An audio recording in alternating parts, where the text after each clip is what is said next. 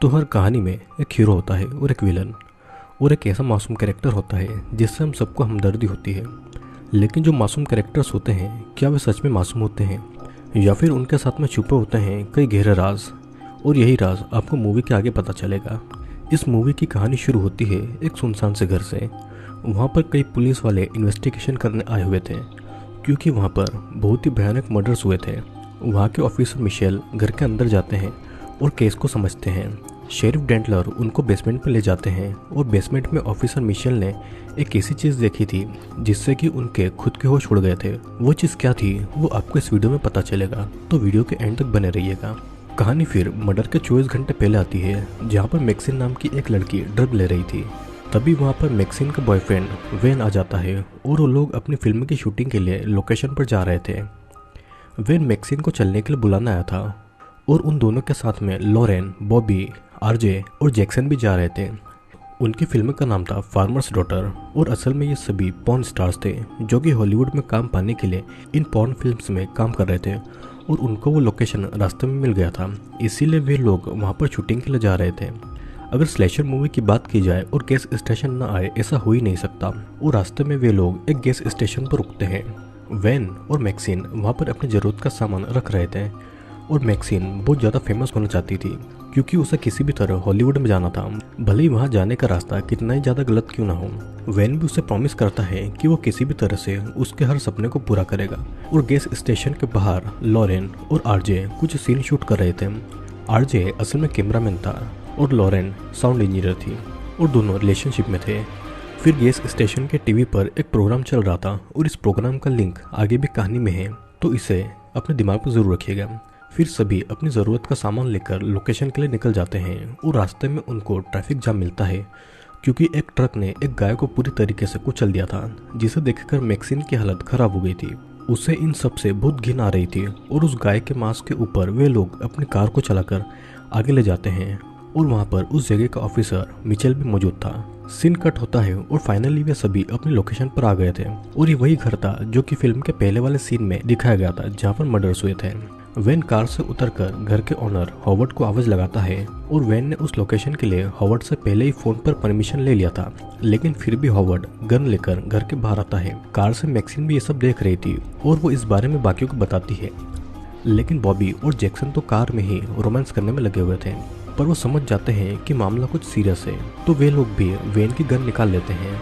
फिर इधर वैन के ठीक से समझाने के बाद में हॉवर्ड को याद आता है कि उसी ने उन्हें वहाँ पर शूटिंग की परमिशन दी है और तब जाकर वैन बाकी सबको कार से बुलाता है। मैक्सी ने नोटिस करती है कि खिड़की से उसे कोई एक बूढ़ी औरत घूर रही है। उसे ये सब थोड़ा अजीब लगता है और हॉवर्ड उन सभी को उनके घर से थोड़ी दूर बने एक छोटे से घर में रहने के लिए भेज देता है।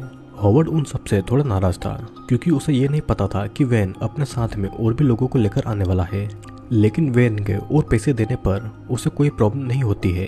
हॉवर्ड मैक्सिन को अजीब तरीके से देख रहा था, लेकिन हॉवर्ड के जाने के बाद में वैन उसे समझाता है कि बूढ़े लोग ऐसे ही होते हैं। और मेन बात यह है कि हॉवर्ड को बिल्कुल भी नहीं पता था कि वे लोग यहाँ पर एक पॉर्न मूवी शूट करने वाले हैं, लेकिन वैन को इन सब चीज़ों से कोई फर्क नहीं पड़ता। हॉवर्ड के जाने के बाद में वे लोग अपने काम पर लग जाते हैं, जहाँ पर मूवी का फर्स्ट सीन जैक्सन और बॉबी शूट कर रहे थे, इसीलिए मैक्सिन आसपास ही घूमने चली जाती है। वो जाकर एक लेक में पहुंचती है और यहाँ पर हम देख पाते हैं कि कोई मैक्सिन को छुपकर देख रहा है। मैक्सिन देखती है कि आसपास कोई नहीं है, तो वो अपने पूरे कपड़े उतारकर स्विमिंग करने लगती है। लेकिन मैक्सिन को इस बात की जरा सी भी भनक नहीं थी कि उस लेक में एक बड़ा सा क्रोकोडाइल उसके आसपास घूम रहा है। वो बड़ा सा क्रोकोडाइल मैक्सिन को पकड़ ही लेता, लेकिन वो समय रहते हैं उस लेक से बाहर आ गई थी और स्विमिंग करके वो अपनी जगह वापस जा रही थी। और तभी हॉवर्ड की बूढ़ी वाइफ पर्ल उसे अपने घर पर इनवाइट करती है। मैक्सिन भी उसके बुलाने पर घर के अंदर चली जाती है। पर्ल का घर अंदर से बहुत ज़्यादा गंदा था और खाने की प्लेट तक कई दिनों से वैसी की वैसी पड़ी थी, जैसे कि पर्ल और हॉवर्ड घर का कोई ख्याल रखते ही नहीं हो। पर्ल मैक्सिन को लेमनेड पीने के लिए देती है और इधर हम देखते हैं कि बॉबी और जैक्सन भी अपनी मूवी का सीन शूट कर रहे थे। यहाँ पर पर्ल बस मैक्सिन को ही घूरे जा रही थी और मैक्सिन को काम था तो वापस जाने की बात करती है। तभी पर्ल उसे दरवाजे की तरफ लाती है और उसे अपने पुराने फोटोज दिखाती है। पर्ल उसे बताती है कि वो अपनी जवानी में बिल्कुल मैक्सिन की तरह दिखाई देती थी, यहाँ पर हमें पता चलता है कि शादी के बाद में हॉवर्ड आर्मी में चला गया था। उसने अपनी ज़िंदगी का ज़्यादातर समय आर्मी में ही बिताया और वो घर से दूर रहा। यहाँ तक कि वो अपनी पत्नी पर्ल को अकेले घर पर छोड़कर रहता था और इसीलिए उसकी पूरी जवानी ऐसे ही निकल गई। यहाँ तक कि उसे बच्चा भी नहीं हुआ और इसीलिए वो अकेली पड़ गई है। उसने कभी भी अपने हस्बैंड के साथ में घूमना फिरना, सेक्सुअल फीलिंग शेयर करना और ये सब उसे कभी मिला ही नहीं। पर्ल मैक्सिन को समझाती है कि ये जवानी बहुत ज़्यादा इम्पोर्टेंट है और खूबसूरत है। इसी समय में हम अपनी सारी डिज़ायर्स पूरी करते हैं और तभी पर्ल मैक्सिन को अजीब तरीके से घूरती है, जो कि मैक्सिन को भी अच्छा नहीं लगता है। और उसी समय हॉवर्ड घर पर आ गया था। पर्ल मैक्सिन को चुपके से पीछे के डोर से चले जाने को कहती है और उसे याद दिलाती है कि ये हमारा सीक्रेट रहेगा। लेकिन मैक्सिन को तो समझ नहीं आया था कि कौन सा सीक्रेट। फिर वो हॉवर्ड से छुपते छुपते अपने रूम की तरफ जाने लगती है और वैन उसे हर तरफ ढूंढ रहा था क्योंकि अब उसका सीन था। मैक्सिन अपने सीन के लिए रेडी होने के लिए निकल जाती है और वो ड्रग्स लेकर अपना सीन परफॉर्म करने लगती है। मैक्सिन का अपनी लाइफ में यही मानना था कि वो जो डिजर्व नहीं करती है वो उसे एक्सेप्ट भी नहीं करेगी। और इधर हॉवर्ड समझ जाता है कि घर पर कोई आया था क्योंकि टेबल पर 2 लेमोनेड के ग्लास पड़े हुए थे। पर्ल के रूम में हम कई सारी डॉल्स को भी देख पाते हैं और पर्ल यहाँ पर टूटे फूटे पुराने मेकअप बॉक्स से मैक्सिन जैसा ही मेकअप कर रही थी। और जब मैक्सिन अपना सेक्सुअल सीन शूट कर रही थी तब पर्ल उसे पीछे से छुपकर आकर देख लेती है और वो वहाँ पर मैक्सिन की जगह खुद को इमेजिन कर रही थी। और यहाँ पर हम जान पाते हैं कि पर्ल के कौन से डिज़ायर पूरे नहीं हुए हैं। रात को पर्ल रेडी होकर हॉवर्ड के पास आती है, लेकिन हॉवर्ड उसके साथ में इंटीमेट होना नहीं चाहता था क्योंकि वो एक हार्ट का पेशेंट था और पर्ल फिर भी उसे सेड्यूस कर रही थी।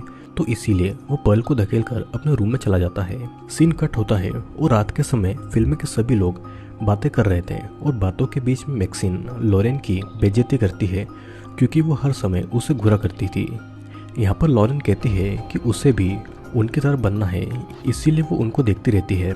लॉरेन भी अब फिल्म में काम करना चाहती थी, लेकिन आरजे ये नहीं चाहता था कि लॉरेन इस टाइप की मूवी में काम करे। लेकिन लॉरेन उससे परमिशन नहीं मांग रही थी। उसकी तो ये बस जिद बन चुकी थी कि वो इस मूवी में काम करे। वैन और आरजे बाहर आकर बातें करते हैं और आरजे नहीं चाहता था कि उसकी गर्लफ्रेंड इस टाइप की मूवीज़ में काम करे और इन सब के चलते अगर उसे कोई बीमारी हो गई तो क्या होगा। वैन उसे समझाता है कि जैक्सन एक प्रोफेशनल है और उसे कोई भी बीमारी नहीं है और अगर वो इस फिल्म में लॉरेन को काम करने से रोक भी लेगा तो वो जाकर किसी और की फिल्म में काम कर लेगी। आरजे उसे कहता है कि लॉरेन अच्छी लड़की है और तब वैन कहता है कि वहाँ पर रहने वाली कोई भी लड़की अच्छी नहीं है। मतलब कि वैन भी मैक्सिन से कोई प्यार नहीं करता था, वो बस अपनी फिल्म के लिए उसका फ़ायदा उठा रहा था। फिर आरजे के प्यार को भूलकर लॉरेन पॉर्न फिल्म में काम कर लेती है और शूटिंग के बाद में आरजे बहुत ज़्यादा रोता है कि उसने कभी सोचा ही नहीं था कि उसकी गर्लफ्रेंड लॉरेन उसी के सामने ये सब काम करने लगेगी। लेकिन लॉरेन को आरजे की फीलिंग से कोई फ़र्क नहीं पड़ता है। वो बस अपने गले का क्रॉस उतारकर अपने काम में लग गई थी। उसे एक सिंपल सी लड़की नहीं बने रहना था, उसे भी बॉबी और मैक्सिन की तरह अपने मन का मालिक बनना था।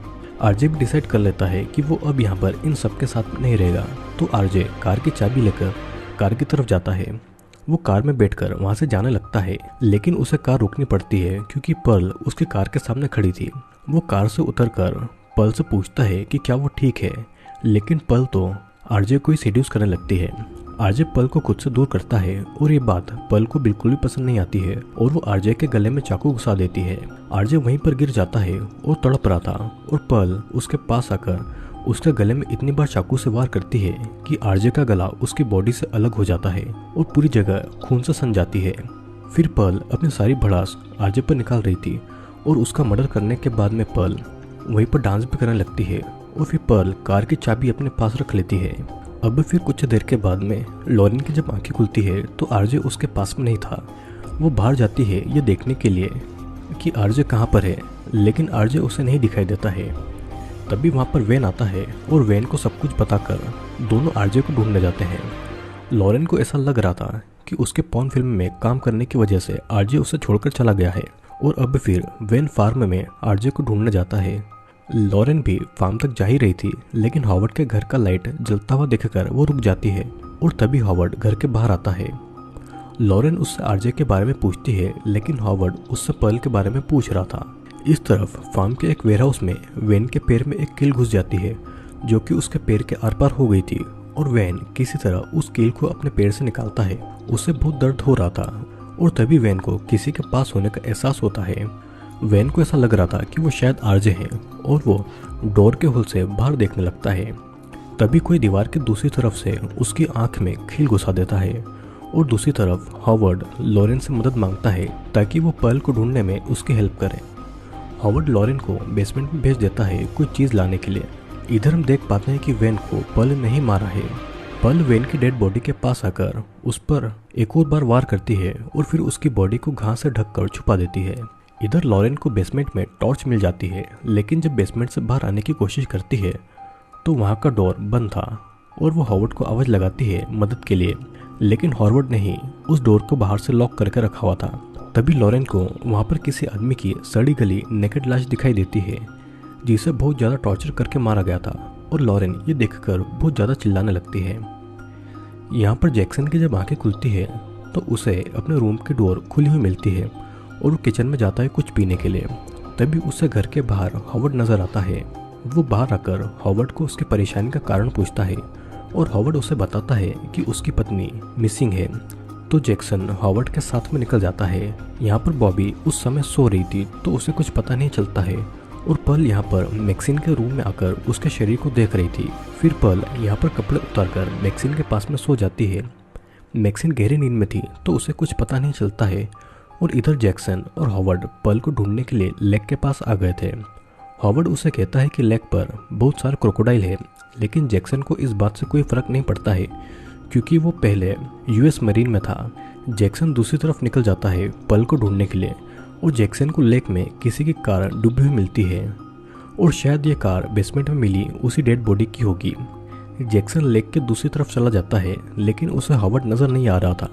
तभी उसे पानी में हॉवर्ड की टॉर्च नज़र आती है। जैक्सन को लगता है कि हॉवर्ड पानी में गिर गया होगा और पानी में वो हॉवर्ड को ढूंढने लगता है, लेकिन उसे हॉवर्ड नहीं मिलता है तो वो पानी के ऊपर आ जाता है। तभी वहाँ पर हॉवर्ड उसे नज़र आता है और हॉवर्ड जैक्सन से कहता है कि पर्ल मुझसे जो चाहती है मैं वो उसे कभी नहीं दे सकता, लेकिन तुम्हारे जैसे लोग यहाँ पर आकर उसके डिज़ायर को फिर से जगा देते हैं। ये कहने के बाद में हॉवर्ड जैक्सन को गोली मारकर मार डालता है।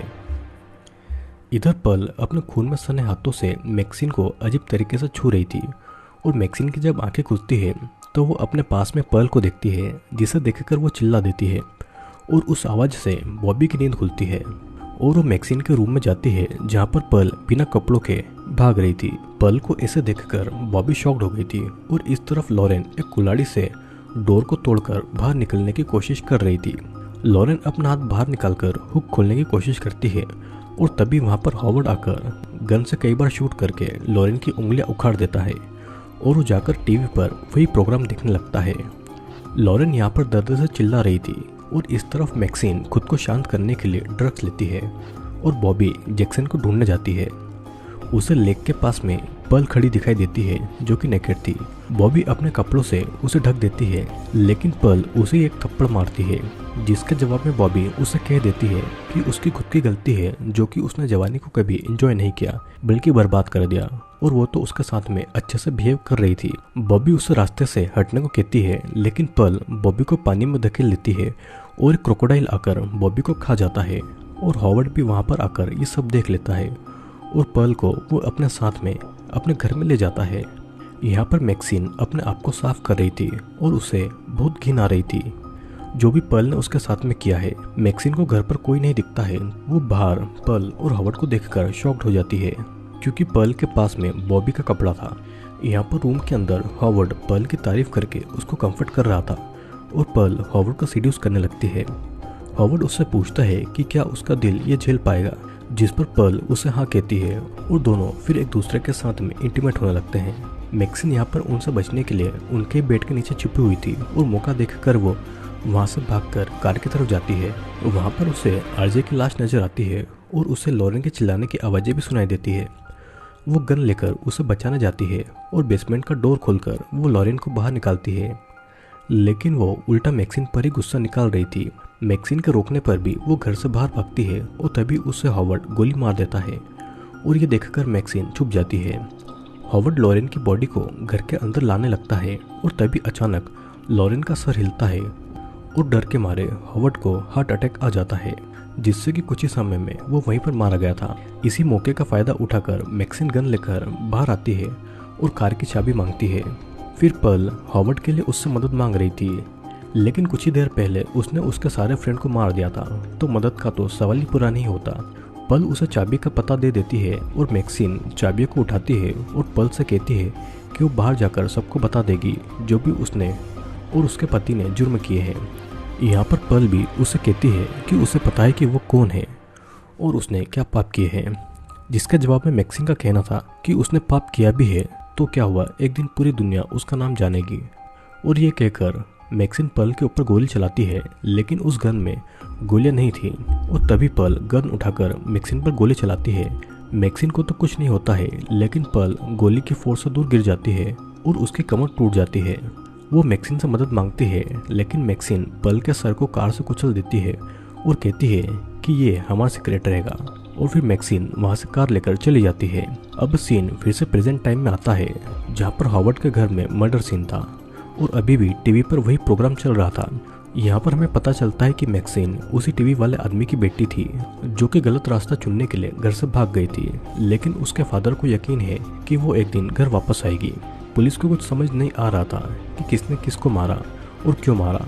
तभी शेरिफ डेंटलर ऑफिसर मिशेल को आरजे का कैमरा देते हैं, जिससे कि उन्हें सब कुछ पता चल जाएगा जो भी यहाँ पर चल रहा था। दोस्तों, ये फिल्म 1979 पर बेस्ड है। एक तरफ पर्ल होती है जिसने अपनी पूरी जवानी बिना लाइफ को एंजॉय किए बर्बाद कर दी थी और वो इसका जिम्मेदार दूसरों को मानती थी। इधर दूसरी तरफ मैक्सिन, लॉरेन और बॉबी हैं जिन्होंने अपनी जवानी का हर एक पल एंजॉय किया, चाहे उनका रास्ता गलत ही क्यों न था। पर्ल डॉल से ही अपनी लाइफ में बच्चे की कमी पूरी करती थी। वो अपनी सेक्सुअल फीलिंग कंट्रोल नहीं कर पा रही थी, जिसकी वजह से बहुत सारे अनजान लोग भी हॉवर्ड और उसके हाथों मारे गए थे। दोस्तों, मैं आशा करता हूँ कि आपको ये वीडियो पसंद आया होगा। अगर आपको मेरे द्वारा एक्सप्लेन किए गए वीडियोस पसंद आते हैं तो वीडियो को लाइक, शेयर और अगर आप चैनल पर नए हैं तो चैनल को सब्सक्राइब जरूर करना, क्योंकि ऐसे ही बहुत सारे इंटरेस्टिंग वीडियोस मैं आपके लिए लेकर आता रहूँगा।